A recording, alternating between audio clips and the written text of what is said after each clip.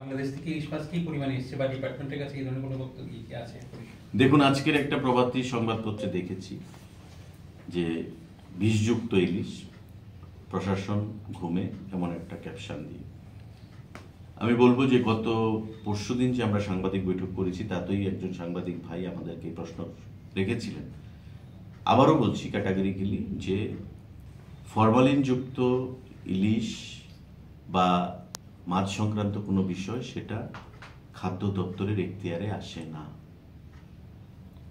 এটা সম্পূর্ণভাবে food safety যে বিষয়গুলো সেগুলো স্বাস্থ্য দপ্তরের অধীন রয়েছে, এগুলো খাদ্য দপ্তরের অধীন নয়।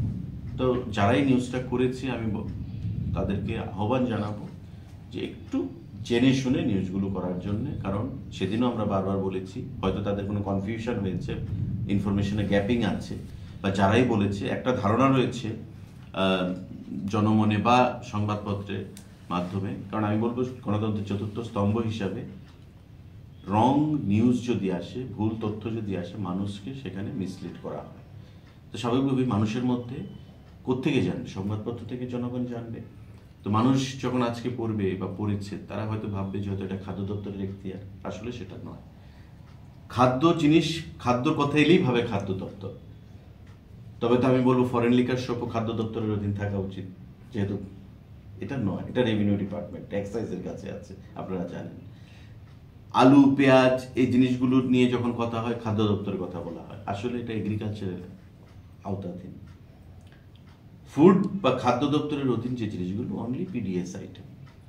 পিডিএস আইটেম মানে কি? চাল, ডাল, চিনি, লবণ, রেশনের যেগুলো দেওয়া হয়, সরিষার তেল, যে সুজি, ময়দা, আটা, এই যে জিনিসগুলো, এগুলো খাদ্য দপ্তরের অধীন আসে।